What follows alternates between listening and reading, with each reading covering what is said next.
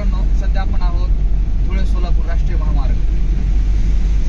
राष्ट्रीय महामार्गावरती आपल्याला गाडी चालवताना 2 लेन दिलेले असतात. एक राईटची लेन असते आणि एक लेफ्टची लेन असते. राईटच्या लेन मध्ये ज्या गाड्या